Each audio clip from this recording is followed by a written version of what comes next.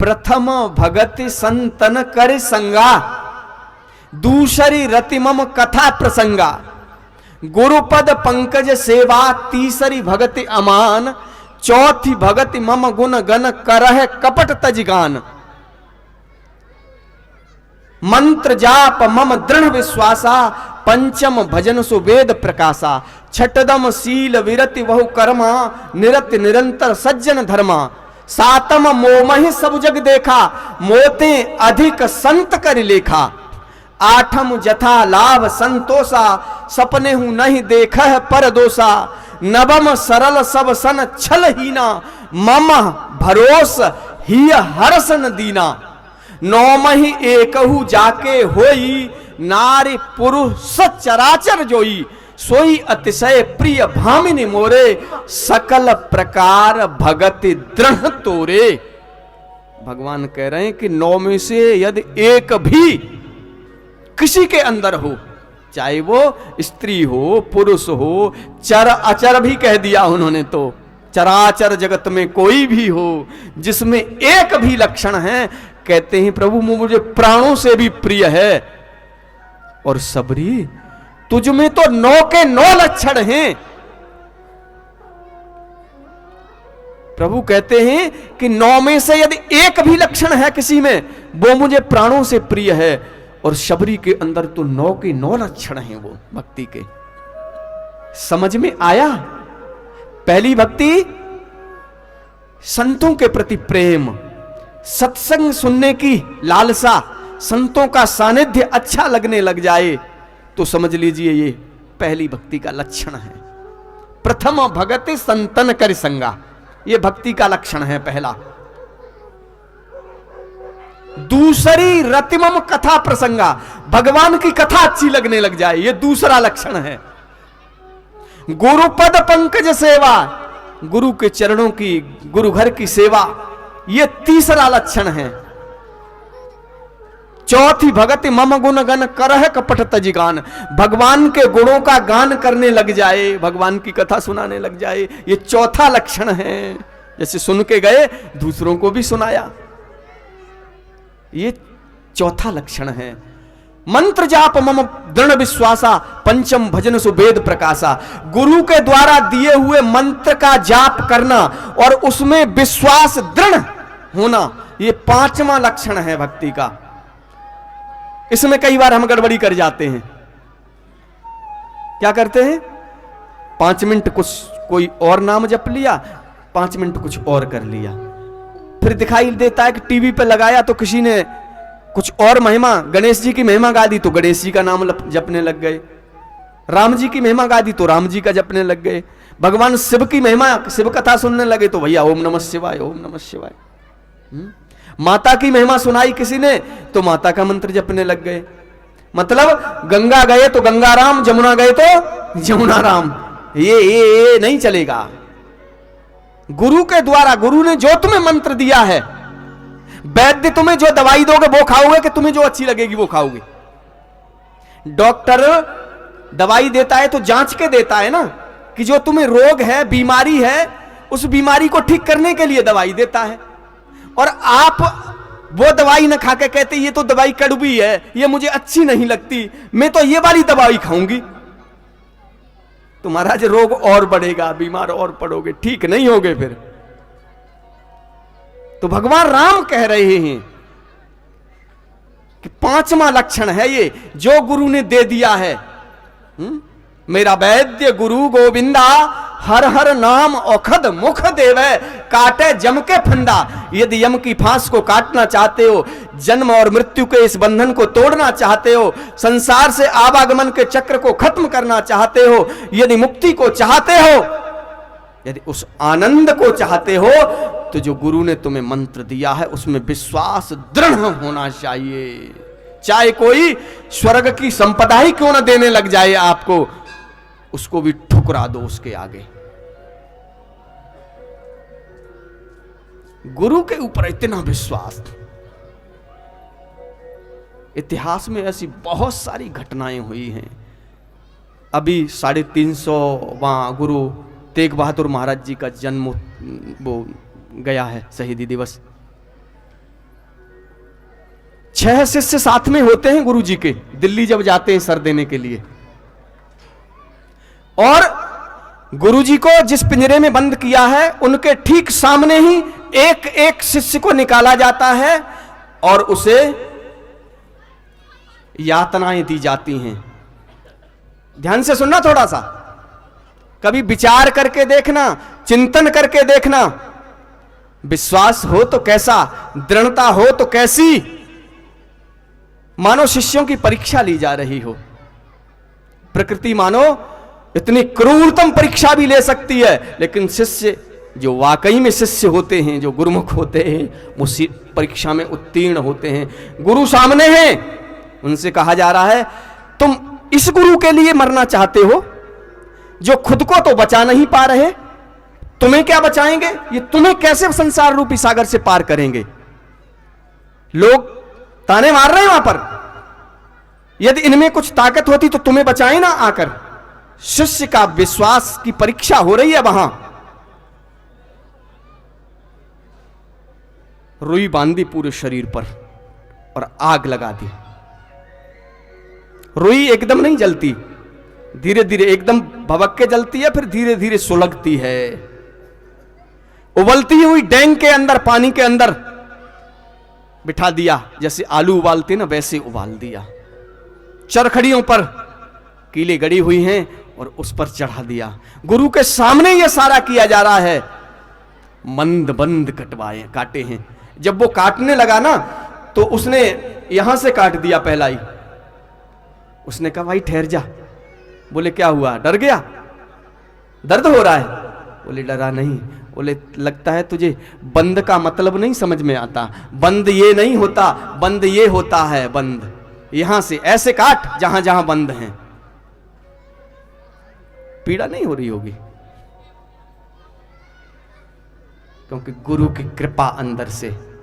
बाहर से गुरु चोट लगवाता है तो अंदर से हाथ भी कुम्हार की तरह सहारा देता है, महसूस नहीं होने देता।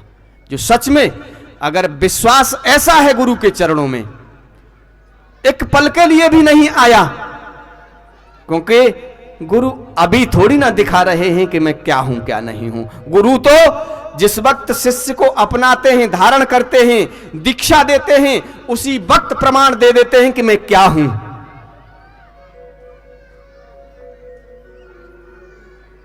सतगुरु पुरख पे कह लिया मस्तक तर के हाथ जियो। जैसे ही गुरु ने अपनी कृपा रूपी हाथ मस्तक पे धरा, वैसे ही अंदर में उस ज्योति को प्रकट कर दिया, उस अग्नि को प्रकट कर दिया, उस चिंगारी को जला दिया।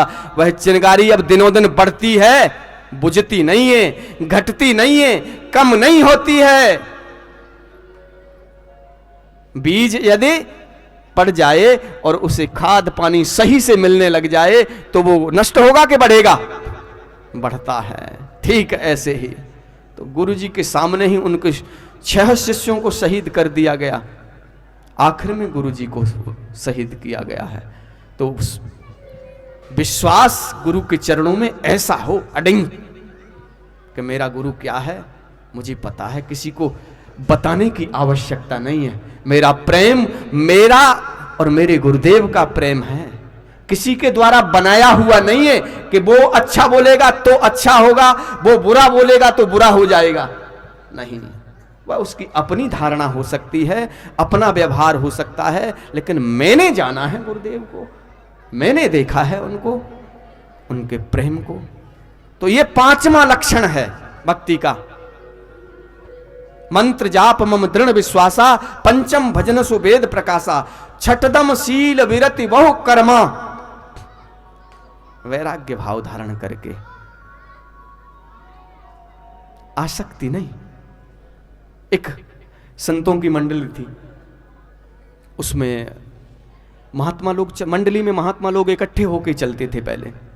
तो एक जगह भोजन के लिए बैठे, भोजन के उपरांत शिष्टाचार है, सदाचार है कि भोजन जो कराता है उसके बाद फिर दक्षिणा भी देते हैं। तो दक्षिणा दे रहे थे, उनमें से एक महात्मा जी थे, उनको जैसे ही दक्षिणा पकड़ाने लगे, उन्होंने कहा दूर दूर दूर। बोले हाथ नहीं लगाता, मैं छूता नहीं हूं। उस व्यक्ति के मन में आए तो वाह, में इतने सारे भीड़ लगी है, सबने पकड़ लिए, एक ही महात्मा निकला है इन सब में। इतना त्याग, इतना वैराग्य और इतना वो पैसे को हाथ ही नहीं लगाते। बोले जय हो प्रभु, 3 बार प्रणाम किया दंडवत होकर, और मन में ये भाव आ रहा है कि ये एक ही मूर्ति दिखाई आज दर्शन हुए हैं मुझे, जो पैसे को हाथ ही नहीं लगाते। जैसे ही वह आगे बढ़ा, दूसरे को देने लगा, ओए ठहर, इधर आ। बोले हाथ नहीं लगाता मैं, ये थोड़ी ना कहा कि मैं लेता नहीं हूं। बोले इसमें झोली में डाल दे, बांध दे। तो पास में ही महात्मा जी बैठे थे, बोले ये लेते नहीं, हाथ नहीं लगाते, ये बांधते हैं।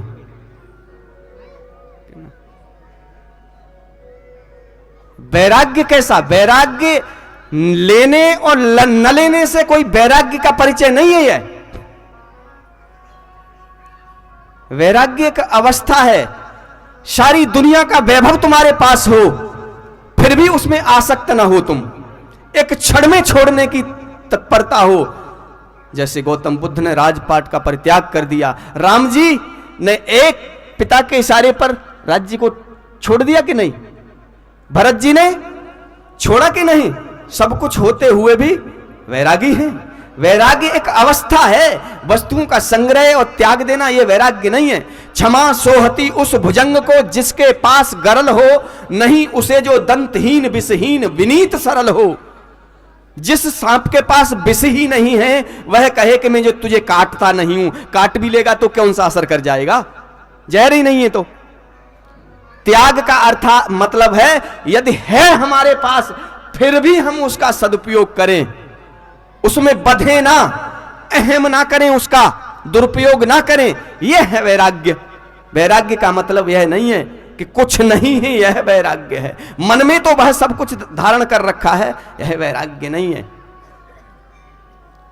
राग अर्थात अनासक्त भाव हो जाना।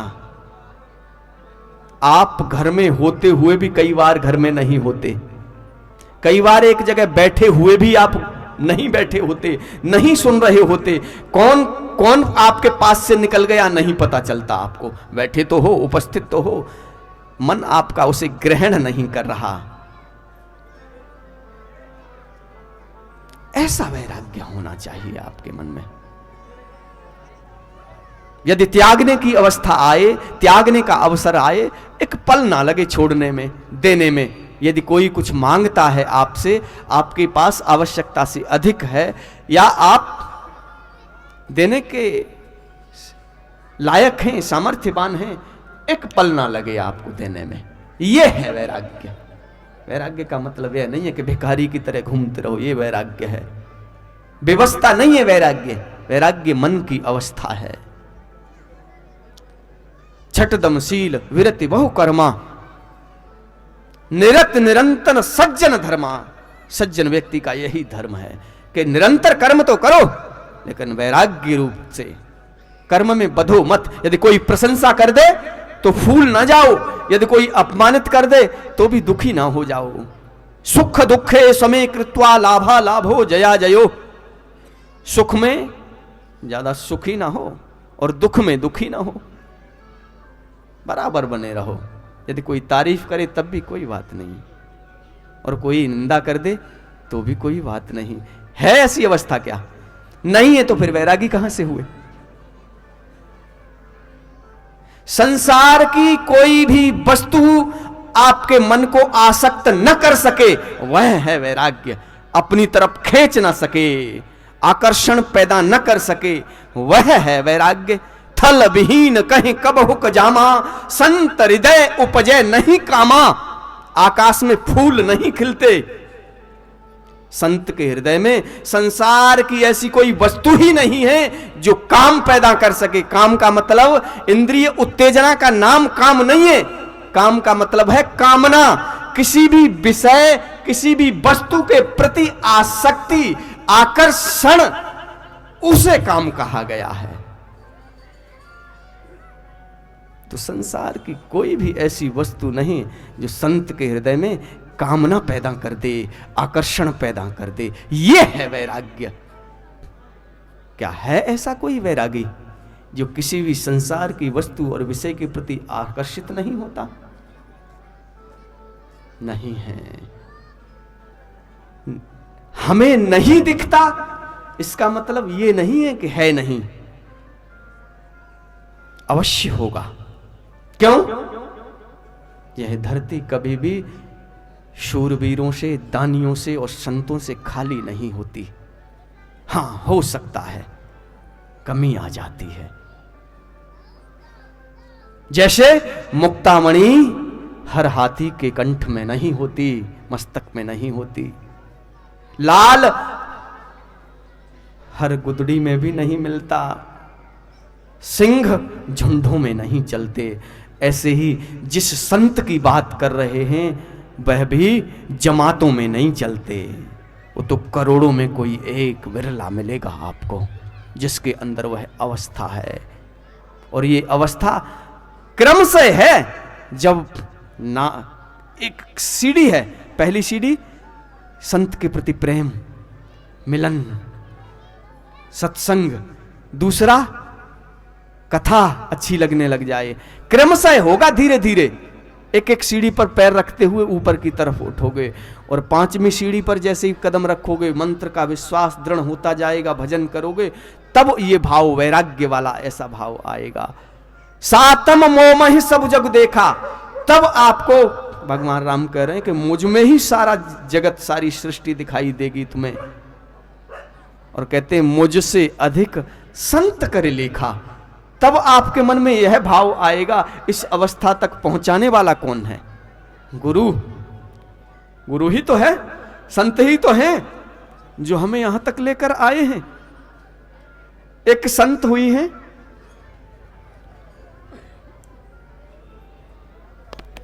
उनसे किसी ने प्रश्न किया।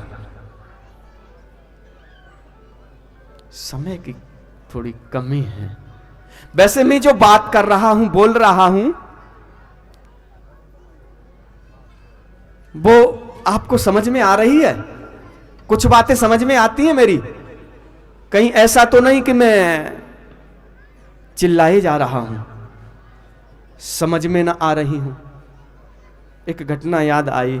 एक जगह कथा कर रहे थे, एक माई रोजाना सामने बैठी होती और आंखों से आंसू चल रहे होते, और हमारी नजर उस माई पे ही टिक जाए, क्योंकि सारी पूरी भीड़ के अंदर एक अकेली माई जिसकी आंखों से अश्रुपात, जैसे ही कथा शुरू हो माई रोना शुरू कर दे। ओहो हो, अंदर से ऐसा लगे कि मैया तो आज लगता है पूरा डूब चुकी है रस में, परम आनंद की अवस्था में।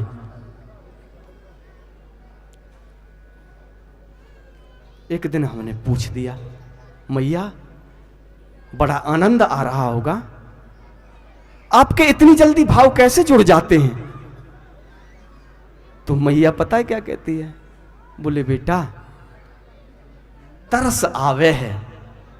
बोले तरस किस बात का? बोले मेरे घर में ना एक बकरा था, बकरा रात भर चिल्लाया, सुबह जब देखा मर गए हो। लाला तू भी जब चिल्लावे ना तो मुझे बकरा की याद आवे कि कहीं तू भी ना। तो कई बार ऐसा तो नहीं समझ में आ रहा, कथा समझ में आ रही है थोड़ी बहुत, क्योंकि अगर आपको समझ आई तो मेरा सार्थक हो जाएगा। बोलना, क्योंकि कई बार कुछ चीजें जो दिखती हैं ना वैसी नहीं होती। एक बिटिया की शादी हुई, उसकी विदाई हो रही थी। अब जब विदाई होती है देखते ही हो माता पिता खूब रोते हैं, बच्ची भी रोती है लिपट लिपट कर, लौट लौट कर। जब वह लौट कर अपने पिता से लगी, जोर जोर से दहाड़े मार के रोने लगी। पति से भी नहीं रहा गया, पति ने भी उसको गले लगा लिया, वो भी रोने लग गया। लड़की ने कहा अरे तुम क्यों रोते हो? बोले तू रो रही है इसलिए मैं भी रो रहा हूं। बोले मैं तो माता पिता से प्रेम करती हूं इसलिए रो रही हूं। कहते मैं भी अपने माता पिता से प्रेम करता हूं इसलिए रो रहा हूं कि अब तू जाके उन्हें रुलाएगी। महाराज इसलिए ठीक ठीक समझ में आए फिर तो ठीक है।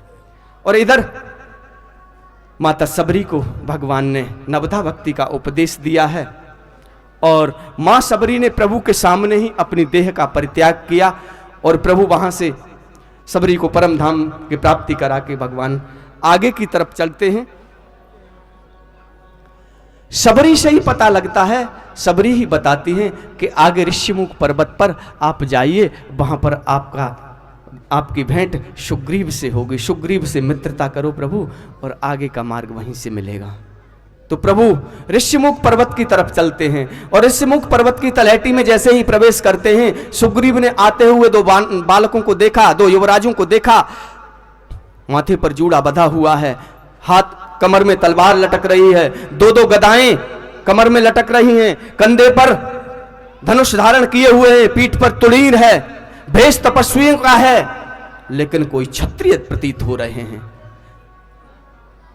सुग्रीव डरपोक था, भयभीत हो गया, कहीं बाली ने कोई षड्यंत्र तो नहीं रचा कि मुझे मारने के लिए, क्योंकि ऋषिमुख पर्वत पर बाली नहीं आ सकता श्राप के कारण, तो किसी और को सुपारी दे दी हो मेरी मारने के लिए भैया। तो हनुमान जी को बुलाता है सुग्रीव, कहते हनुमान जी जाओ आप देख के आओ, पता करके आओ कौन है ये और क्या प्रयोजन है इनका आने का। तो गोस्वामी बाबा क्या कहते हैं, आइए। जब हनुमान जी ब्राह्मण के वेश में भगवान राम से मिलते हैं तो गोस्वामी बाबा इस भेंट को कैसे व्यक्त करते हैं। राम सिया राम जय जय राम, राम सिया राम जय जय राम। ओ पठय बाली हो है मन मैला, भागो तुरत तजो यह सैला। राम सिया राम जय जय राम, राम सिया राम जय जय राम। हो विप्र रूप धरि कपिता गाया,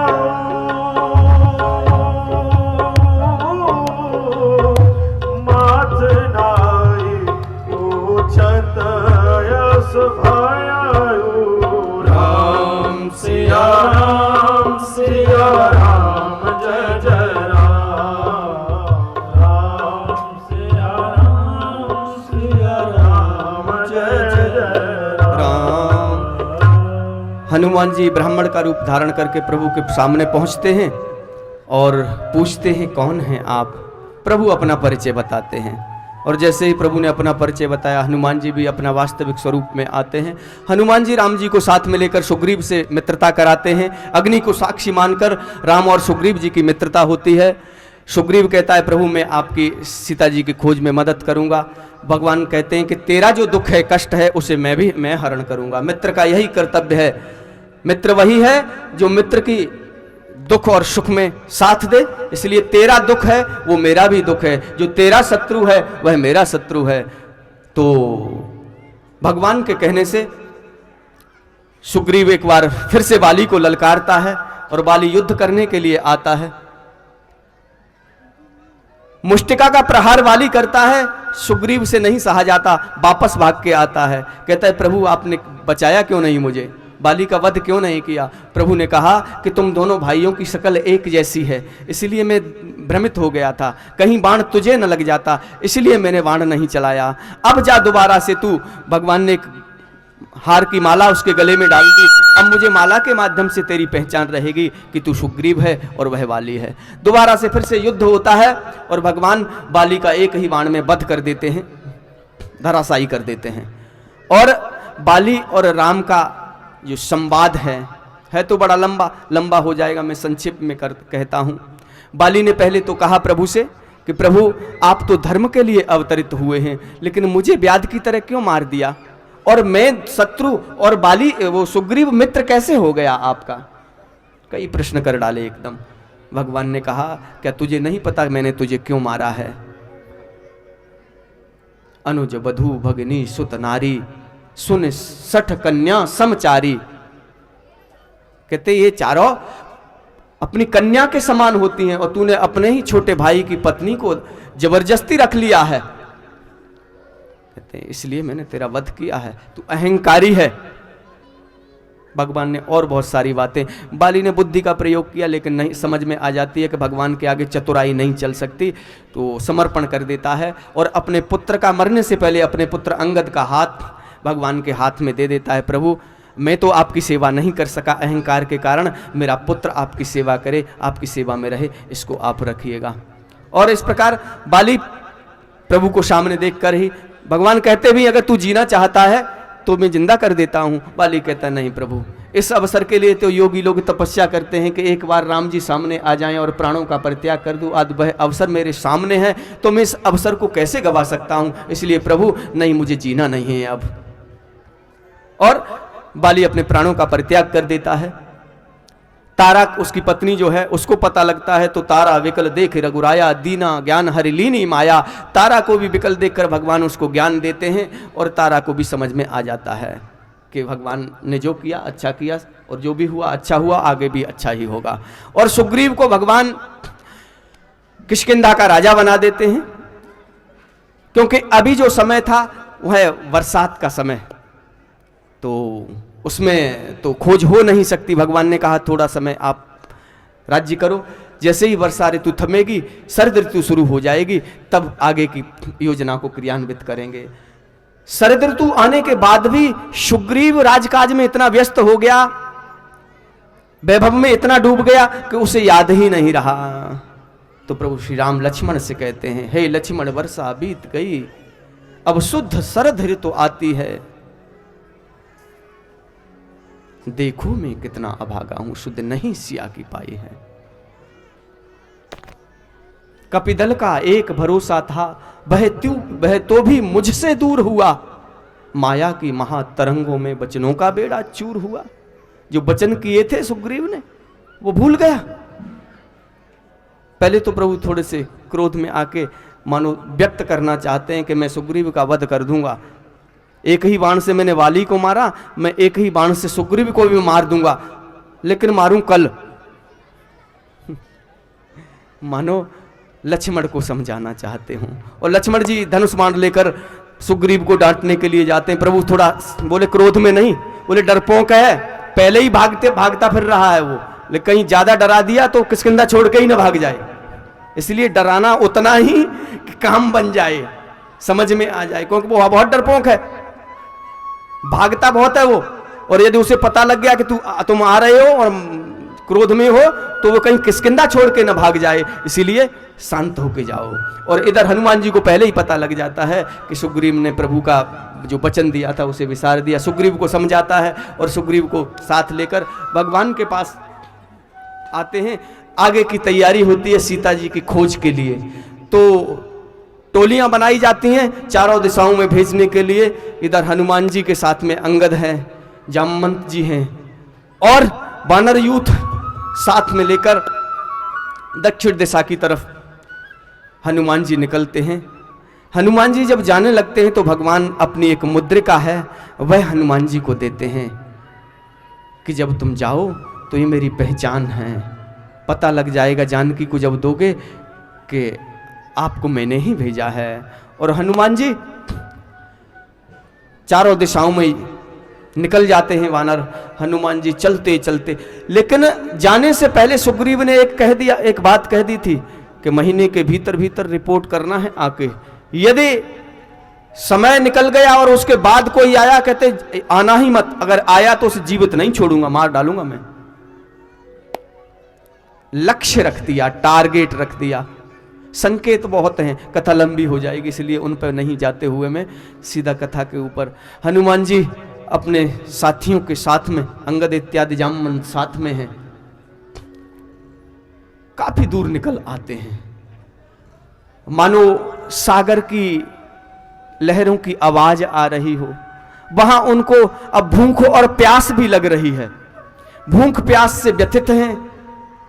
हनुमान जी को नहीं लग रही, बाकी जितने भी हैं सबको, कोई भूखा है कोई प्यासा है, सब कहते हैं अब पवनसुत एक भी कदम आगे नहीं बढ़ाया जा रहा, अब मर जाएंगे हम। तो हनुमान जी एक बट वृक्ष के ऊपर चढ़ जाते हैं और वहां से चढ़कर देखते हैं कि पानी कहीं है। तो पानी हर चीज का एक संकेत होता है, तो वहां जब ऊंचाई पर चढ़ते हैं तो देखते हैं कि पानी के जो जलचर हैं, जो जल के जीव हैं, वह एक गुफा के अंदर प्रवेश कर रहे हैं। और उस गुफा के स्वाभाविक है, जहां जलचर होंगे वहां जल भी होगा, पानी के जंतु होंगे, पक्षी होंगे, तो वहां पानी अवश्य होगा। तो हनुमान जी कहते हैं पानी मिल गया, और हनुमान जी सबको उस गुफा के अंदर लेके जाते हैं। वहां देवी एक तपस्या कर रही थी, जिनके अधीन वह सारी गुफा थी, और वहां सबको भोजन इत्यादि कराया जाता है। और वह देवी उनको पुनः समुद्र के किनारे पर आंखें बंद कराती हैं और समुद्र के किनारे पर पहुंचा देती हैं कि यहां से आगे का आपका मार्ग प्रशस्त होगा। अब सामने सारे समुद्र के आगे खड़े हैं, रास्ता आगे दिखाई नहीं दे रहा, विशाल सागर है, छोर कहीं दिखाई नहीं दे रहा, अब जाएं तो जाएं कहां। तो आपस में चर्चा चलती है, बोले अब सागर को पार करके जाना पड़ेगा, तो जाएं, कौन जाएगा? तो कोई कहता है कि मैं जाऊंगा, लेकिन आधा समुद्र पार कर सकता हूं, आधे से आगे नहीं जा सकता। कोई कहता है मैं चला तो जाऊंगा, फिर वापस कैसे आऊंगा। कोई कहता है मैं वृद्ध हो चुका हूं, पहले जवानी में तो बहुत मैंने कुश्ती लड़ी है, बहुत बार पार किया है, लेकिन अब नहीं। हनुमान जी चुपचाप बैठे हुए हैं। तो जामवंत जी देखते हैं जो करने लायक नहीं है वो सारे बड़बड़ाए जा रहे हैं, सब बोले जा रहे हैं, लेकिन जो करने लायक है वो कुछ बोल ही नहीं रहा। तो जामवंत जी हनुमान से कहते हैं, क्या कहते हैं? आइए गोस्वामी बाबा ने क्या कहा है हम श्रवण करते हैं। राम सिया राम जय जय राम, राम सिया राम जय जय राम। हो पवन तनया बल पवन समाना, बुद्धि विवेक विज्ञान निधाना। राम सिया राम जय जय राम, राम सिया राम जय जय राम। हो कवनो सो काज कठिन जग माही, जो नहीं होई तात तुम पाही। राम सिया राम जय जय राम, राम सिया राम जय जय राम। हो राम काज लग तब अवतारा, सुनत ही भयउ परम ताकारा।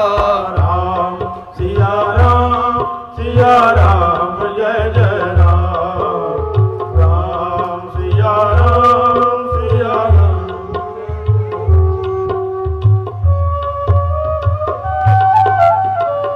जैसे ही जामवंत जी ने समझाया, उनको उनके बल की याद दिलाई, वैसे ही हनुमान जी ने अपना विराट स्वरूप धारण किया और जाने के लिए उद्यत हुए, तैयार हुए।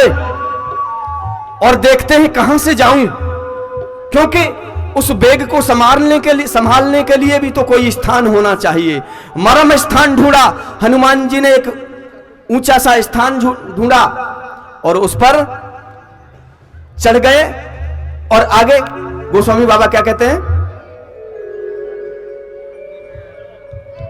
राम सिया राम जय जय राम, राम सिया राम जय जय राम। हो जामवंत के बचन सुहाए,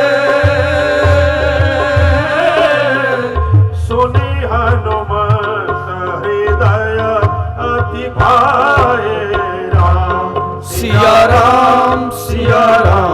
जय जय राम। राम सिया राम जय जय राम। हो चल निधि रघुपति दूत विचारी, हो तय में नाक होई श्रमहारी। राम सिया राम जय जय राम। राम सिया राम जय जय राम। पर्वत पर पैर लगाकर और हनुमान जी बड़ी वेग से उड़े और उड़ते जा रहे हैं। अचानक एक पर्वत, स्वर्ण का पर्वत सामने आ गया, सोने का। मैनाक कहता है, पवनसुत हनुमान जी आप थक गए होगे, थोड़ा विश्राम कर लो। हनुमान जी कहते हैं, राम काज कीने बिना मोय कहां विश्राम। रुके नहीं, विवाद लंबा है, लंबा न खींचते हुए हनुमान जी मानो यह समझाना चाहते हैं कि स्वर्ण लालच का प्रतीक है। सोने से बड़ा लालच और कोई नहीं है संसार में, धन के रूप में देखा जाए तो। हनुमान जी केवल उस पर स्पर्श करते हैं और निकल जाते हैं। इसे त्याग कहा जाता है। छोड़ा नहीं है, पकड़ा भी नहीं है, स्पर्श किया और निकल गए अपने लक्ष्य की तरफ, गंतव्य की तरफ आगे बढ़ते हैं। सिया राम जय जय राम। राम सिया राम जय जय राम। ओ गिरि पर चढ़ी लंका ते ही देखी, हो कहीं न जाई अति दूर गविशेषी। राम सिया राम जय जय राम। राम सिया राम जय जय राम। प्रभु ऊपर उड़ रहे हैं, रास्ते में एक और बाधा पड़ती है, सुरसा। और सुरसा ने इतना विकराल रूप धारण किया हुआ है कि हनुमान जी को बाधित कर लिया, रोक लिया। सुरसा को देवताओं ने भेजा है, क्योंकि यह जो कार्य करने जा रहे हैं परीक्षा लेने के लिए कि इनमें बल तो प्रतीत होता है, बुद्धि भी है कि नहीं। क्योंकि इस कार्य को वही कर सकता है कि बल के साथ साथ जिसमें बुद्धि भी होगी, वो ही रावण को परास्त कर सकता है, इस काम को बना सकता है। तो मानो सुरसा परीक्षा लेने के लिए आई है। यहां विवाद होता है दोनों में। सुरसा कहती है, मैं तुम्हें खाऊंगी, भूख लगी है मुझे बहुत तेज। हनुमान जी कहते हैं, माते तू मुझे खा लेना, लेकिन मैं प्रभु का कार्य करके आ जाऊं उसके बाद, अभी तो नहीं, अभी मैं रुकने वाला नहीं हूं। सुरसा कहती है, मैं जाने नहीं दूंगी, बिना खाए, बिना मुख में रखे तुम्हें जाने नहीं दूंगी। तो हनुमान जी ने अपना रूट बढ़ाना शुरू किया। अगर 1 योजन का हनुमान जी ने बनाया तो सुरसा ने 2 योजन का बना लिया। सुरसा ने 2 का बनाया तो भगवान हनुमान जी ने 4 का बना लिया। और इस प्रकार सुरसा ने 12 योजन का बनाया, हनुमान जी ने छोटा सा मच्छर का रूप धारण किया, सुरसा के मुख में गए, जीभा पर स्पर्श किया और वापस बाहर आ गए। बोले, मां तुम्हारा काम हो गया, तुमने जो कहा था कि मुख में धारण करना है, तुम्हें लेना है, तुम्हें आपके मुख में जाके भी आ गया, अब तो मुझे जाने दो। देवता समझ गए कि बल के साथ साथ हनुमान जी के अंदर बुद्धि भी है, ये कार्य सिद्ध करेंगे। और हनुमान जी समुद्र को पार कर गए, पार करके एक ऊंचे से भवन के ऊपर चढ़ गए। अब वहां से लंका का अवलोकन करते हैं कि अब जाऊं कहां, लंका बहुत बड़ी है, विशाल है, बड़े बड़े दुर्ग हैं, कहां ढूंढूं, किधर जाऊं। और लंका के द्वार पर पहुंचते हैं, वहां एक पहरेदार लंकिनी खड़ी हुई है। भगवान हनुमान जी छोटा सा मच्छर जैसा रूप धारण करके लंका के द्वार से अंदर प्रवेश करने ही वाले हैं। लंकनी ने रोक लिया, अरे कहां जा रहा है? चोर चोरी से घुस रहा है, मेरे होते हुए मैं लंका के पहरे पर बैठी हुई और मेरे से बिना इजाजत लिए कोई अंदर प्रवेश नहीं कर सकता। हनुमान जी ने समझाया, मुझे जाने दे। नहीं जाने दिया। हनुमान जी ने एक मुष्टिका का प्रहार किया लंकनी के ऊपर, उसके मुख से खून निकला और लंकनी का वहीं उद्धार हो गया। और उसी ने बताया कि मुझे श्राप मिला हुआ था और पता लग गया उसको कि अब लंका का इस रावण का नाश होने वाला है, कि जिस दिन मेरी मुक्ति होगी एक संत के द्वारा। और संत सामने खड़े हैं हनुमान जी के रूप में। वह अपने धाम को चली जाती है, हनुमान जी अंदर प्रवेश कर जाते हैं लंका में। अब हनुमान जी कभी इस भवन के ऊपर जाते हैं, कभी उसके ऊपर जाते हैं, समझ नहीं आ रहा अब क्या करूं। और यह करते हुए, खोजते हुए लंका में हनुमान जी को माने सुबह का समय होने जा रहा है और एक भवन दिखाई दिया जिसमें तुलसी दल लगा हुआ है। तुलसी दल का जो गमला बना है उसमें राम लिखा हुआ है नीचे। हनुमान जी को लगा कि यह किसी वैष्णव का घर लगता है। जहां तुलसी की पूजा होती है वह तो कोई वैष्णव ही हो सकता है, लगता है कोई प्रभु का प्यारा होगा। हनुमान जी की दृष्टि गई उस कक्ष के ऊपर जिस कक्ष में वह पुरुष लेटा हुआ था, और जब वह उठा तो मुख से राम राम कह रहा है। और राम राम कहते हुए देखा तो हनुमान जी ब्राह्मण के वेश में थे। कहते हैं इसके पास जाऊं और मैं यदि अपना प्रयोजन रखूं, इसमें कोई हानि नहीं प्रतीत होती, क्योंकि यह सज्जन है, यह दुष्ट नहीं प्रतीत होता। जो राम राम उठते हुए कह रहा है ये कोई सज्जन है, कोई महात्मा है। और हनुमान जी जैसे ही उसके पास जाते हैं तो परिचय मिलता है कि वह विभीषण है। और विभीषण को हनुमान जी भी अपना परिचय देते हैं कि मैं रामदास हूं, प्रभु का दास हूं। तो विभीषण बहुत प्रसन्न होता है। अब मोए भा भरोस हनुमंता, बिन हरि कृपा मिले नहीं संता। कहते अब मुझे भरोसा हो गया, विश्वास हो गया कि प्रभु की कृपा हो गई मुझ पे, क्योंकि भगवान की कृपा के बिना संत के दर्शन नहीं होते, संत नहीं मिलते। और आप तो मेरे घर आ गए आज। चर्चा काफी लंबी चलती है। हनुमान जी बहुत से प्रश्न करते हैं उनसे कि तुम कैसे रह पाते हो यहाँ पर इतने इस माहौल में। पर वो फिर से उदाहरण देते हैं। सत्संग लंबा चलता है, सत्संग नहीं करूंगा मैं यहाँ पर। हनुमान जी को विभीषण ही बताते हैं कि अशोक वाटिका के अंदर मां जगत जननी जगदम्बा को रखा गया है, जानकी जी को रखा गया है। हनुमान जी अशोक वाटिका के अंदर प्रवेश करते हैं और उसी क्षण हनुमान जी उस वृक्ष पर बैठे हैं, तब रावण आ जाता है। रावण और मां जानकी का संवाद होता है। वह संवाद भी लंबा चला जाएगा, वो भी नहीं मैं बताऊंगा आपको। बस इतना सोच लीजिए, रावण प्रस्ताव रखता है मां सीता के आगे कि तुम मुझे स्वीकार क्यों नहीं करती। कुछ लोग यह प्रश्न करते हैं, इस पर जरूर मैं प्रश्न पर प्रकाश डालना चाहूंगा। कुछ लोग कहते हैं रावण इतना महान था कि सीता जी को उसने हाथ तक नहीं लगाया। अरे मूर्खो, पहले इतिहास, पहले अपने शास्त्रों को पढ़ो सही। लगा कैसे सकता था? यदि स्त्री की बिना इच्छा के यदि रावण हाथ लगाता, उसके मस्तक के टुकड़े हो जाते, फट जाता उसका मस्तक। उसे श्राप मिला हुआ था। इसलिए रावण मजबूरी में जबरदस्ती नहीं कर सकता था किसी स्त्री के साथ। हां, इसलिए मनाने का प्रयत्न करता था। तो सीता जी के पास वो मनाने के लिए आया था कि मुझे स्वीकार कर लो। मंदोदरी को भी साथ लाता है, कहते ये मेरी पटरानी है, ये मैं तो दासी बना दूंगा मंदोदरी को, तो मैं पटरानी बना दूंगा, त्रिलोक के विजयी हूं मैं, सारा वैभव मेरे पास है। बहुत लालच देता है, लेकिन मां जानकी उसकी तरफ देखती तरफ तक नहीं है। मां जानकी एक तिनका उठा लेती हैं, तिनके को मानो साक्षी मानकर कि तेरी जो औकात है, तेरी जो कीमत, ये तिनके से भी कम है। क्यों कम है?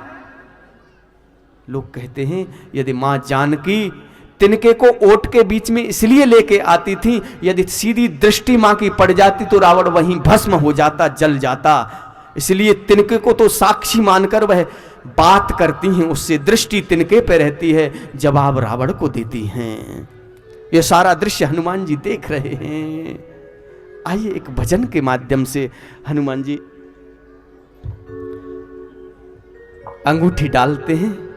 राम कहानी सुनो रे राम कहानी, राम कहानी सुनो रे राम कहानी, राम कहानी सुनो रे राम कहानी, कहत सुनत आवे,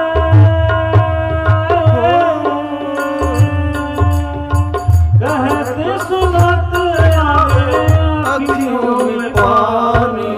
राम कहानी सुनो रे राम कहानी, राम कहानी सुनो रे राम कहानी। जय जय राम, श्री राम जय राम जय जय राम, श्री राम जय राम जय जय राम, श्री राम जय राम जय जय राम।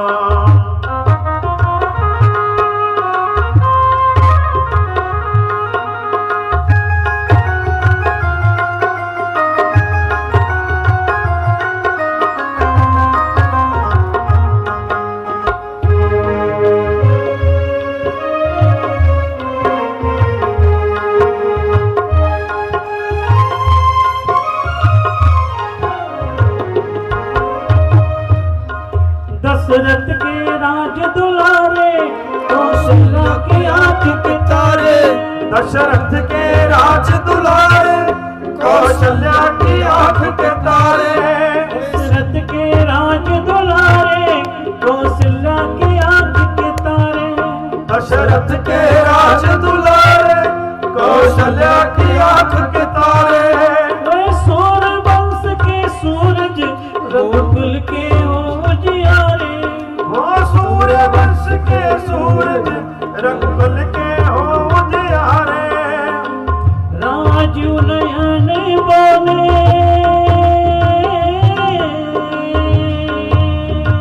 राजू नयन बोले मधु भरी बारी।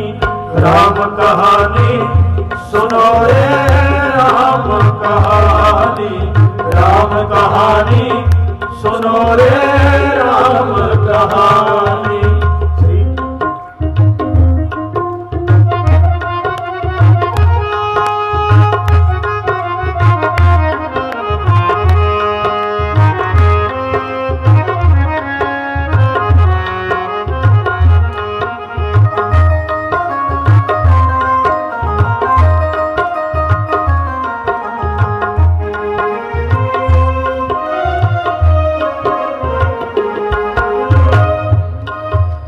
धनुष भंग प्रभु करके ले आए सीता वर के, शिव धनुष भंग प्रभु करके ले आए सीता भर के। शिव धनुष भंग प्रभु करके ले आए सीता वर के। शिव धनुष भंग प्रभु करके ले आए सीता भर के। घर त्याग भय बनवासी, पित की आज्ञा सिर धर के। हर त्याग भय बनवासी, पिता की आज्ञा सिर धर के। लखन सिया के संग,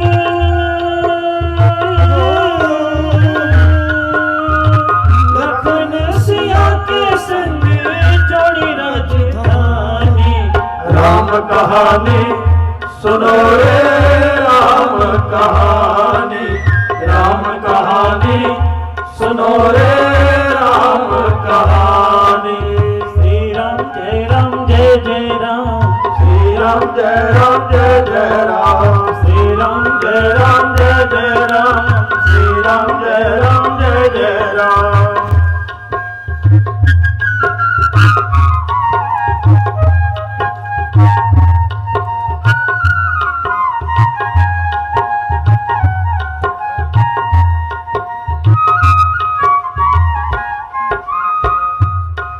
खल भेष बिच्छू का धर के, भिक्षा का आग्रह करके। फल भेष भिक्षु का धर के, भिक्षा का आग्रह करके। खल भेष बिच्छू का धर के, भिक्षा का आग्रह करके। फल भेष भिक्षु का धर के,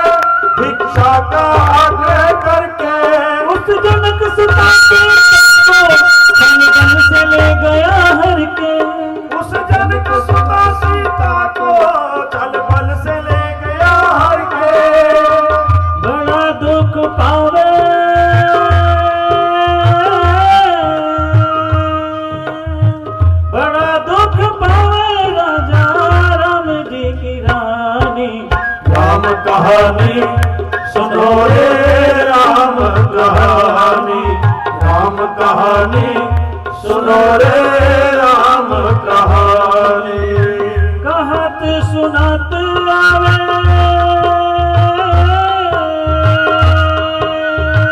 कहत सुनत आवे अखियों में पानी, राम सहानी सुनो रे राम कहानी, राम कहानी सुनो रे राम कहानी।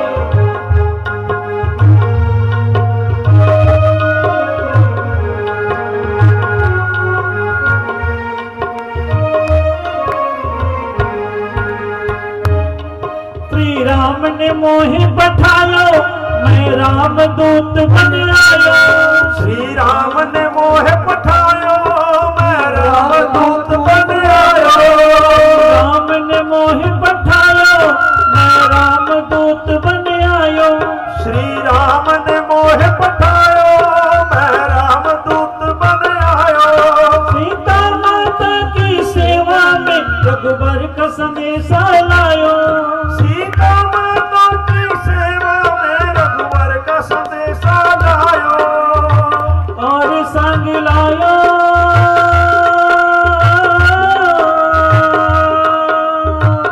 और संग लायो प्रभु मुद्रिका निशानी। राम कहानी सुनो रे राम कहानी, राम कहानी सुनो रे राम कहानी। श्री राम जय राम जय जय राम, श्री राम जय राम जय जय राम, श्री राम जय राम जय जय राम, श्री राम जय राम जय जय राम, श्री राम जय राम जय जय राम, श्री राम जय राम जय जय राम, श्री राम जय राम जय जय राम, श्री राम जय राम जय जय राम। पूरी भूमिका बनाकर हनुमान जी ने प्रभु की बचपन से लेकर और अब तक की पूरी कहानी सुनाई, और साथ में वह मुद्रिका नीचे गिरा दी। और जैसे ही माँ की झोली में मुद्रिका गिरी और माँ ने उठा के देखी, अरे ये तो मेरे स्वामी की मुद्रिका है। माँ विकल हो गई, इधर उधर देखने लगी कि कौन है, किसने गिराई है, और ये कौन है जो प्रभु का नाम ले रहा है, सामने क्यों नहीं आता, कौन है। माता एक बार के लिए सोचती हैं जैसे कोई रावण ने कोई माया तो नहीं रची, लेकिन तभी हनुमान जी वानर रूप में सामने प्रकट हो जाते हैं। माता हनुमान जी को देखकर चकित होती हैं, बोले तुम कौन हो। हनुमान जी अपना परिचय देते हैं, मैं प्रभु श्री राम का दास हूं मां, मेरा नाम हनुमान है। ये मुद्रिका मैंने ही गिराई है, ये प्रभु ने ही दी थी। मां के मन में थोड़ा संदेह है, क्योंकि हनुमान जी साधारण से बालक बंदर बन के खड़े हुए हैं। हनुमान जी कहते हैं मां, तुम मेरे स्वरूप को देखकर तुम्हें ऐसा प्रतीत हो रहा है कि ये राक्षस बड़े भयंकर हैं, और इनके बीच में तुम क्या कर सकते हो, तुम कैसे आ गए। हनुमान जी कहते अपना रूप बढ़ाते हैं, माँ को वास्तविक परिचय देते हैं अपना। माँ प्रसन्न होती हैं, आशीर्वाद देती हैं। अष्ट नव सिद्धि नव निधि के दाता, असबर दीन जानकी माता। माँ जानकी ने अष्ट सिद्धि और नव निधियों का वरदान दे दिया हनुमान जी को। इतनी प्रसन्न हुई। हनुमान जी कहते हैं माँ मुझे भूख लगी है, भूख लगी है।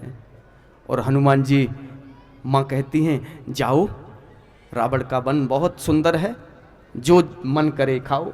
हनुमान जी उस पुष्प उस वन के अंदर जहाँ फल वाले वृक्ष थे, फल खाते हैं और वृक्षों को तोड़ तोड़ के फेंकते हैं। माली बीच में आते हैं, उनको मारने लग जाते हैं। सेवक जो थे दौड़ते हुए रावण की सभा में प्रवेश करते हैं। रावण से कहते हैं कोई बंदर, बड़ा तगड़ा बंदर आ गया है, उत्पात मचा रखा है। रावण अपने पुत्र को भेजता है, अक्षय कुमार को, क्योंकि रावण को यह प्रतीत होता है कि बानर आया है। तो वो, इसके पीछे बड़ी लंबी एक कथा है, वो कथा नहीं सुनाऊंगा अभी, कि बाली का जो बेटा था अंगद और अक्षय कुमार एक ही गुरुकुल में पढ़ते थे। तो अंगद पीट दिया करता था तो पीछे लंबी कहानी है। तो रावण को यही प्रतीत होता है कि शायद बाली का बेटा अंगद ही होगा, और बाली को, अंगद को श्राप मिल चुका था कि वो अक्षय कुमार से भिड़ेगा तो मारा जाएगा, इसलिए उसने अक्षय कुमार को ही भेजा कि अगर बंदर आया है तो अक्षय कुमार जाएगा। और अक्षय कुमार ने आते ही हनुमान जी पर प्रहार किया। हनुमान जी ने एक वृक्ष को उखाड़ के उसके ऊपर ऐसे मारा कि एक ही प्रहार में उसके प्राण निकल गए। फिर इंद्रजीत को भेजता है। इंद्रजीत अपनी शक्तियों के द्वारा, इंद्रजीत पहले तो कमजोर पड़ता दिखाई देता है, हनुमान जी के सामने टिकता नहीं है। फिर इंद्रजीत आखिरी नागपाश चलाता है, जिसमें ब्रह्मपाश में हनुमान जी को बांध लेता है। वैसे तो हनुमान जी बंधने वाले नहीं थे, क्योंकि उन्हें आगे अपना परिचय भी तो देना है, अपना पहचान भी तो देनी है, क्योंकि हनुमान जी यहाँ पर एक विदेश मंत्री बनकर आए हैं, और मैनेजमेंट को किस तरह से मैनेज करना है किसी व्यक्ति को, हनुमान जी से अच्छा और किसी को नहीं आता। अपनी बात को रखना और अपना परिचय किस तरीके से देना है, क्योंकि पहला इंप्रेशन ही व्यक्ति के ऊपर लास्ट होता है। तो हनुमान जी प्रभु का परिचय देने जा रहे हैं, इसलिए उन्होंने अपने आप को ब्रह्मपाश में बांध दिया। मेघनाथ उनको लेकर जाता है रावण की सभा के अंदर। रावण उनसे प्रश्न करता है, बोले पहले तुम मेरे बेटे को क्यों मारा? हनुमान जी ने कहा सभी को अपना शरीर प्यारा होता है, इसने उसने मुझे मारा तो मैंने भी उसको मारा, स्वाभाविक सीधा सा फंडा है, इसमें कोई वो नहीं है। रावण बहुत सारी बातें करता है। हनुमान जी उसका विधिवत उत्तर देते हैं, समझाते हैं।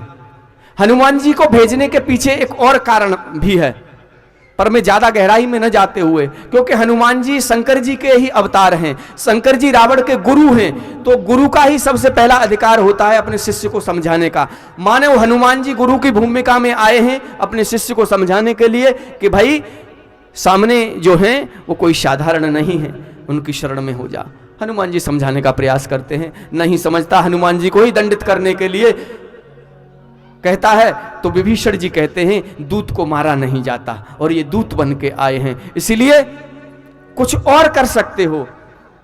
तो एक सुझाव दिया जाता है कि बंदर को अपनी पूंछ बहुत प्यारी होती है, पूंछ में आग लगा दो इसको, बिना पूंछ के जाएगा तो फिर अलग ही आनंद होगा, लज्जित होकर या तो जाएगा ही नहीं, आधा उत्साह वैसे ही टूट जाएगा।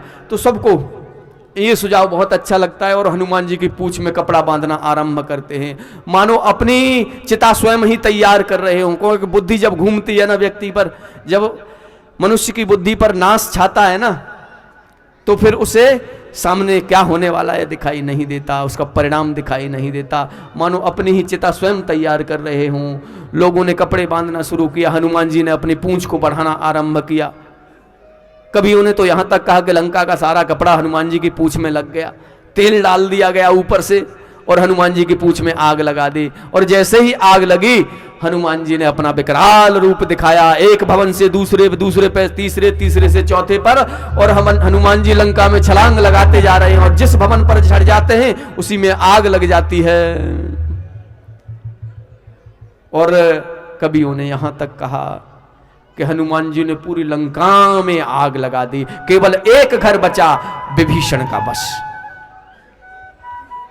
अर्थात एक काम, क्रोध, लोभ, मोह, अहंकार रूपी विषयों की जब अग्नि लगती है ना, तो केवल भक्त ही बचते हैं, जिसका अनुराग भगवान के चरणों में दृढ़ है, बाकी सब धू धू करके चलते हैं।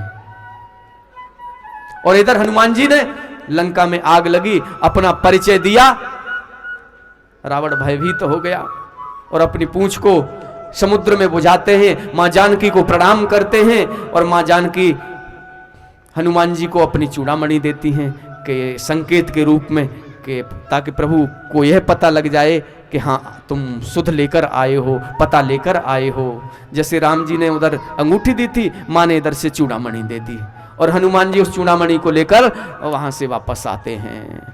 और इधर समुद्र के किनारे सारे वानर यूथ प्रतीक्षा ही कर रहे थे, सारे इकट्ठे होकर मां जानकी का पता लग गया है, सब प्रसन्न हैं, खुश हैं, और जहां पर प्रभु राम रुके हुए हैं, सुग्रीव इत्यादि वानर यूथ रुका हुआ है, वहां सब पहुंचते हैं। आगे की कथा हम कल श्रवण करेंगे। कल सुबह का सत्र है, पता है आपको, 8:30 बजे से 10:30 बजे का समय है। कोशिश करो सुबह पहुंच जाओ आप टाइम से। और कल समापन दिवस है। एक चीज और याद रखिएगा, जैसे हम किसी कार्य को आरंभ करते हैं और उसे यदि पूर्णता पर न पहुंचाया जाए, बीच में ही उसे रोक दिया जाए या बीच से ही हम कहीं इधर उधर हो जाएं, तो उसका पूर्ण लाभ नहीं मिलता, फल नहीं मिलता। जैसे हम आरती करते हैं, आरती का फल आपको कब मिलता है? जब आप चरणामृत ले लेते हो। अर्थात अमृत रस ही किसी भी वस्तु का आखिरी जो फल के रूप में मिलता है, वह रस मिलता है हमें। चाहे वह भक्ति रस हो, चाहे वह ज्ञान रस हो, चाहे वह कथा का रस हो, चाहे वह प्रेम रस हो, रस ही बल देता है आपको। जो सार है वह रस है। तो यदि इस राम कथा रूपी फल का रस आपको प्राप्त करना है तो कल के सत्र में जरूर पहुंचिएगा, क्योंकि वह आखिरी सत्र है, कथा विराम को प्राप्त होगी। और कल एक चीज और है, पर उसके लिए इतना सोचने और उसकी बात नहीं है, क्योंकि वह भारत में नहीं है। चंद्र ग्रहण है। चंद्र ग्रहण रात्रि के समय लगता है, सूर्य ग्रहण दिन में लगता है। चंद्र ग्रहण है लेकिन भारत में दिखेगा नहीं, क्योंकि 3:30 बजे का समय है, 3:20 का। तो 3:20 में दिन में तो सूर्य निकला होगा, चांद यहाँ होता ही नहीं है, बाहर पड़ेगा, इसलिए उसका प्रभाव आप पर इतना नहीं है। फिर भी अगर आप वैदिक परंपरा को मानकर और वैसे करना चाहते हो, ध्यान भजन खूब कीजिए, दान पुण्य कीजिए, यही उसका लाभ है। बाकी दोष वगैरह कोई ऐसा वो नहीं है। हाँ, जो माताएं बहनें गर्भवती हैं वो भी इस चीज का ध्यान रख सकती हैं कि उस समय ध्यान भजन करो आप, ये सबसे उत्तम वो है। बाकी व्यवधान के लिए ये जो स्थान है, ये जो कार्यक्रम हो रहा है, ये व्यक्तिगत नहीं है, किसी के द्वारा संकल्पित व्यक्तिगत संकल्प का कार्य नहीं है, ये सामूहिक है। और सबसे बड़ी बात, ये मंदिर के अंदर हो रहा है, ये डेरे के अंदर हो रहा है। तो इसलिए इस पर इसका कोई दोष नहीं आता, इसका कोई वो नहीं होता। चीजें यदि शास्त्रीय विधान के अनुसार कोई व्यक्ति संकल्प करता है और पर्सनल किसी अनुष्ठान को आयोजित करता है, उसमें ग्रह तिथि और ये सारी चीजें देखी जाती हैं। जब सामूहिक होता है, यज्ञ होता है, उसमें कोई दोष नहीं होता, ठीक है। और ये सारे दोषों का भंजन करने वाली कथा है, ठीक है ना, दोषों का नाश करने वाली है। अगर इसमें भी कोई दोष बच गया फिर कैसे काम चलेगा, ठीक है ना। तो भगवान राम तो सुख के सागर हैं, कथा कल्प तरु है। तो मन के अंदर कोई ऐसा भाव नहीं रखना, और जो क्रम चल रहा है वैसा ही चलेगा। सुबह 8 बजे से हवन होगा, 7:30 8 बजे से 8:30 बजे तक हो जाएगा। उसके बाद कथा चलेगी, 10 सवा 10 या 10:30 लास्ट है, 10:30 बजे भोग पड़ जाएगा। उसके उपरांत लंगर की व्यवस्था है, जो भी है। बाकी आखिरी दिवस है हमारा, हम भी आप लोगों से विदाई लेंगे कल, ठीक है। तो आप कथा में अवश्य आइएगा। और अब समय हो चुका है, तो जो लोग इस कथा के अंदर, जिन सेवादारों का, जिन भक्तों का, जिन दानियों का सहयोग है, एक बार उनका फिर से हम तहे दिल से आभार व्यक्त करते हैं, जिन्होंने अपने तन मन और धन से सेवा दी है, ठीक है। छोटे छोटे बच्चे जो 9 दिन तक दूध की सेवा, सुबह सुबह सबके घर से पूरे गांव में घूमकर दूध को कलेक्ट करना, इकट्ठा करना है, सारी व्यवस्थाएं देख रहे हैं। और बर्तनों की सेवा, मैट की सेवा, साज सामान की सेवा, ये सारी सेवाएं जो चल रही हैं, जो कर रहे हैं, तन से मन से, सभी को परमात्मा की तरफ से, प्रभु की तरफ से बहुत बहुत आभार। और आप लोग ऐसे ही, मेरी आप लोगों से यही विनती और प्रार्थना है कि ऐसे ही आप एकत्रित होते रहिए, क्योंकि आप एकत्रित होंगे, संगठित होंगे, तो निसंदेह आपकी आने वाली जो पीढ़ी है वह भी धर्म के मार्ग पर चलेगी। और आइए एक भजन श्रवण करते हैं, तदुपरांत आरती होगी, उसके बाद प्रसाद का वितरण होगा। और कल के सत्र का विशेष करके आप लोग ध्यान रखेंगे। बोलो नारायण भगवान की जय हो। मैं तां फड़िया पितांबर तेरा, दस हुण किथे जावेगा।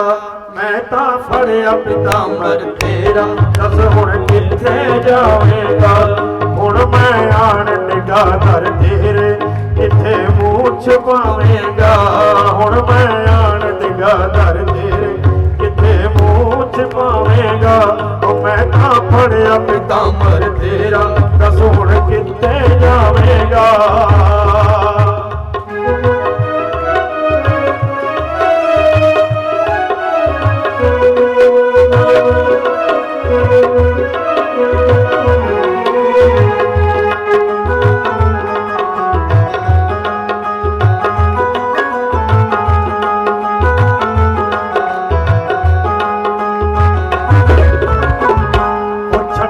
तेरे लई जमाना हुण न लावी कोई बहाना छड्डिया तेरे लई जमाना हुण न लावे कोई बहाना ओ इथों मुड़ के कदे नहीं जाना दर तो मुड़ के कदे नहीं जाना जद तक खैर न पावेगा मैं तां फड़िया पीतांबर तेरा दस हुण किथे जावेगा मैं तां फड़िया पीतांबर तेरा दस हुण किथे जावेगा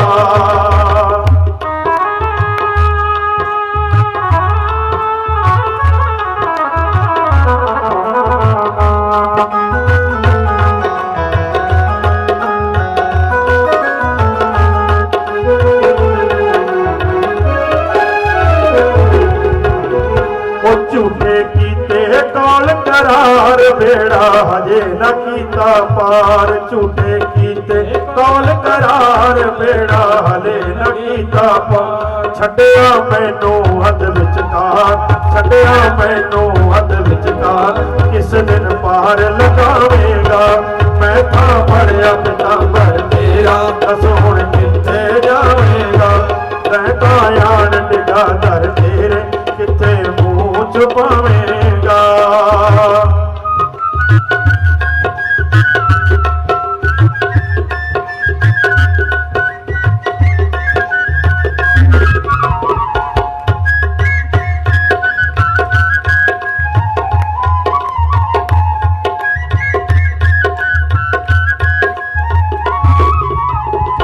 जदों दा प्रेम तेरे नाल पाया मैं तां अपना आप गवाया जदों दा प्रेम तेरे नाल पाया मैं तां अपना आप गवाया जदों दा प्रेम तेरे नाल पाया मैं तां अपना आप गवाया जदों दा प्रेम तेरे नाल पाया मैं तां अपना आप गवाया हुण जे पीछे पैर हटाया हुण तुझे पीछे पैर हटाया तो वाज गावेगा मैं तां फड़िया पीतांबर तेरा दस हुण किथे जावेगा मैं तां फड़िया पीतांबर तेरा दस हुण किथे जावेगा मैं तां आन दिगा दर तेरे किथे मूंह छुपावेगा मैं तां फड़िया पीतांबर तेरा दस हुण किथे जावेगा मैं तां फड़िया पीतांबर तेरा दस हुण किथे जावेगा मैं तां फड़िया पीतांबर तेरा दस हुण किथे जावेगा।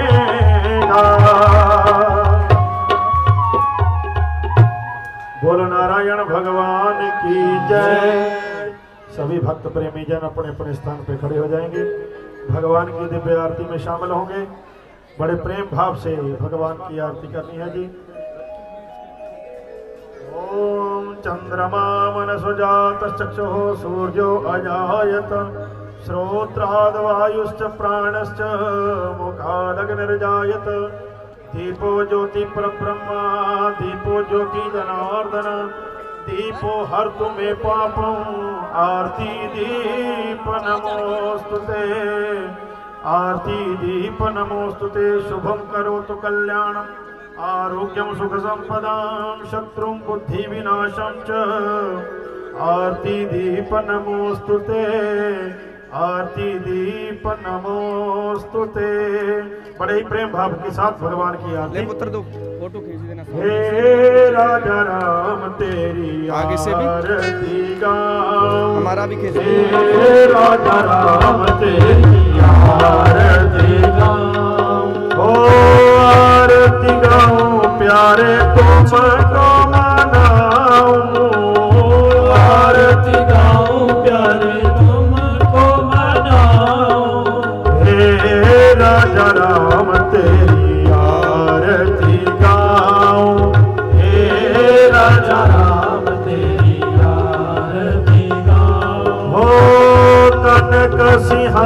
सिंहासन राजत जोरी कनक सिंहासन राजत जोरी दशरथ नंदन जनक किशोरी दशरथ नंदन जनक किशोरी यह छवि अपने मन में बसाऊं हे राजा राम तेरी आरती गाऊं हे राजा राम तेरी आरती गाऊं ओ वाम भाग शोभित जग जननी वाम भाग शोभित जग जननी चरण विराजत है सुत अंजनी चरण विराजत है सुत अंजनी उन चरणों में मैं शीश निभाऊं हे राजा राम तेरी आरती गाऊं हे राजा राम तेरी आरती गाऊं ओ चरणों से निकली है गंगा प्यारी चरणों से निकली है गंगा प्यारी ओ जिसने सारी दुनिया तारी जिसने सारी दुनिया तारी उन चरणों पे मैं बले बले जाऊं हे राजा राम तेरी आरती गाऊं हे राजा राम तेरी आरती गाऊं हो आरती हनुमत के मन भावे आरती हनुमत के मन भावे राम कथा नित शिव जी गावे राम कथा नित शिव जी गावे मैं बलिहारी तिहारे जाऊं हे राजा राम तेरी आरती गाऊं हे राजा राम तेरी आरती गाऊं हो आरती गाऊं प्यारे तुमको मनाऊं आरती गाऊं प्यारे तुमको मनाऊं ओ आरती गाऊं प्यारे तुमको मनाऊं आरती गाऊं प्यारे तुमको मनाऊं हे राजा राम तेरी आरती गाऊं हे राजा राम तेरी आरती गाऊं हे राजा राम तेरी आरती गाऊं कर्पूर गौरम करुणावतारम संसार सारम भुजगेन्द्रहारम सदा वसंतम हृदयारविंदे भवं भवानी सहजं नमामि त्वमेव माता पिता त्वमेव बन्धुश्च सखा त्वमेव विद्या द्रविणं त्वमेव सर्वं मम देव देव त्वमेव सर्वं मम देव देव शंखमध्ये स्थितं तोयं भ्रामितं केशवोपरि अंगलग्नं मनुष्याणां सर्वपापं विपोहति राज्य शांति प्रजा शांति देश शांति तथैव च यजमानस्य गृहे शांति शांति सर्वत्र सर्वदा बोल सच्चिदानंद भगवान की जय सियापति रामचंद्र भगवान की जय बजरंग बली हनुमान की जय धंधन बाबा खेड़ा जी महाराज की जय धंधन बाबा नागा जी महाराज की जय धंधन बाबा रामदास जी महाराज की सब संतन की हरि भक्तन की जयकारा वीर बजरंगी हर हर महादेव धर्म की जय हो अधर्म का विनाश हो प्राणियों में सद्भावना हो, विश्व का कल्याण हो। गौ माता की जय हो, धरती माता की जय हो, भारत माता की जय हो, सब संतन की जय हो, हरि भक्तन की जय हो, सदगुरुदेव महाराज की जय हो, आपो अपने माता पिता की जय हो। नमः पार्वती पताये हर हर महादेव। जो बोले सो निर्भय बोल श्री सत्य सनातन धर्म की जय। हे मेरी माई जगदियां जोता वाली माता तेरी सदा ही जय। सभी ने मिलके मन से प्रार्थना करनी है कि हे प्रभु आज के दिन का पूजा पाठ जप तप व्रत कथा अनुष्ठान सब आपको अर्पित है। ये सब हम आपको अर्पित कर रहे हैं। इसके बदले में हमारे नगर में सुख शांति बनी रहे, अन्न धन दूध पूत के भंडारे भरे रहें।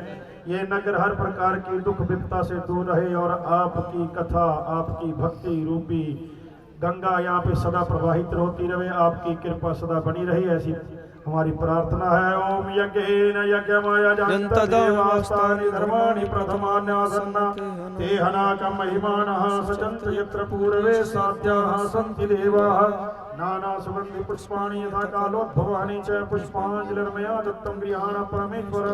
सर्वे भवन्तु सुखिनः, सर्वे सन्तु निरामयाः, सर्वे भद्राणि पश्यन्तु मा कश्चित् दुःखभाग् भवेत्। अब सभी ने मिलकर के भगवान को प्रार्थना करनी है कि जो भी रूखा सूखा भोग के लिए सामग्री आपके सामने उपलब्ध है उसका भोग लगाएं।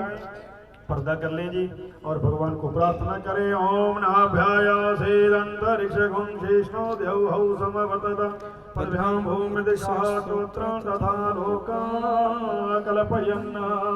मेरा मुझ में कुछ नहीं जो कुछ है सो तेरा, तेरा तुझको सौंप दूं प्रभु क्या लागे है मेरा।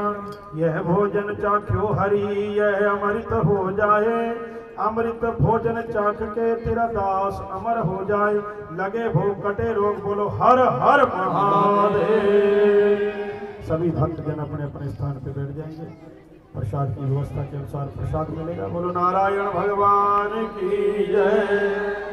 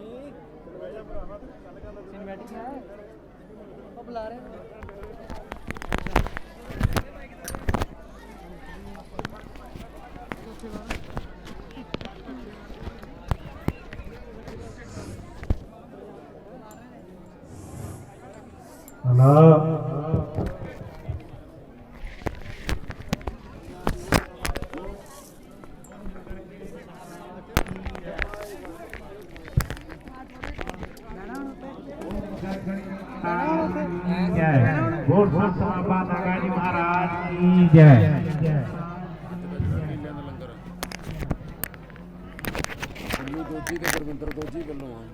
सारी संगत ने चाह दा लंगर भी छक के जाना। जो अज दा प्रसाद है केलियां दा सरदार Billu Singh ji doji, Gurvinder Singh ji doji 2 quantal 60 kilo केलियां दी सेवा। 2 क्वांटल 60 किलो केले ये सेवादारां वल्लों जो अज दा प्रसाद है संगत विच वंडिया जाऊगा। बाबा जी इनकी चढ़दी कला रखे, मनोकामना पूरियां करे।